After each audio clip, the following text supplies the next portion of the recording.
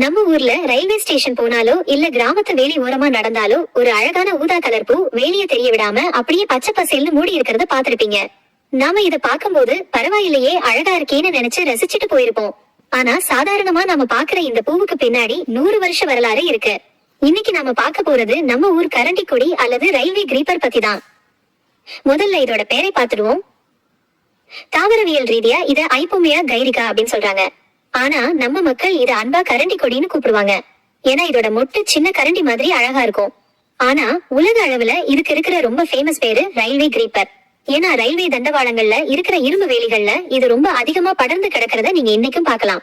உண்மையை சொல்ல போனா இது நம்ம ஊர் செடியே கிடையாது. இதோட பூர்வீகம் வட ஆப்பிரிக்கா. பிரிட்டிஷ்காரங்க இந்தியாவில ரயில் தண்டவாளங்கள் போட ஆரம்பிச்சப்போ அந்த ரயில் நிலையங்கள் பாக்குறதுக்கு அசிங்கமா இருக்கக்கூடாதுன்னு நினைச்சாங்க.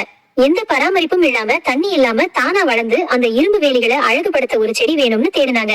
அப்படி அவங்க கண்ணுல பட்டதுதான் இந்த கரண்டி கொடி. அப்படி மெதுவா ரயில் தண்டவாளம் கூடவே சேர்ந்து நம்ம ஊர் முழுக்க இது பரவி நிக்குது. இந்த கொடிக்கு இன்னொரு சுவாரஸ்யமான பேரும் உண்டு. அதுதான் மைல் ஏ மினிட் வைன். அதாவது நிமிஷத்துக்கு ஒரு மைல் வளரும்னு ஒரு பேச்சுக்கு சொல்லுவாங்க. அந்த அளவுக்கு இதோட வளர்ச்சி வேகம் ரொம்ப அதிகம். ஒரு சின்ன துண்டு கொடி மண்ணுல விழுந்தா கூட போதும், அதுல இருந்து வேர் பிடிச்சு ஒரு பெரிய மரத்தையே மூடுற அளவுக்கு இதுக்கு சக்தி இருக்கு. அதனாலதான் இதை ஆக்கிரமிப்பு செடின்னு சொல்றாங்க. மத்த செடிங்க மேல படர்ந்து அதுக்கு சூரிய வெளிச்சம் கிடைக்க விடாம பண்ணிடும். அறிவியல் ஒரு பக்கம் இருக்கட்டும், இதோட மருத்துவ குணம் ரொம்ப ஆச்சரியமானது. தோல் வியாதி அரிப்பு இருக்கிறவங்க இந்த இலைய அரைச்சு பூசுவாங்க. காய்ச்சல் வந்தா இதோட இலைகளை கஷாயம் வச்சு குடிக்கிற பழக்கமும் சில ஊர்கள்ல இருக்கு.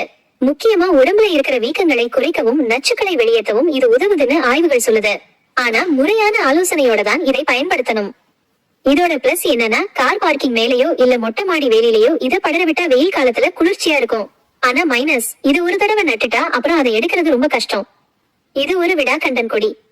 இனிமேல் நீங்க வெளியில போகும்போது இந்த ஊதா கலர் பூவை பார்த்தா இது வெறும் பூ மட்டும் இல்ல, ஆப்பிரிக்காவிலிருந்து ரயில் கூடவே இந்தியாவுக்கு வந்த ஒரு வரலாற்று சின்னம்னு உங்களுக்கு தோணும்.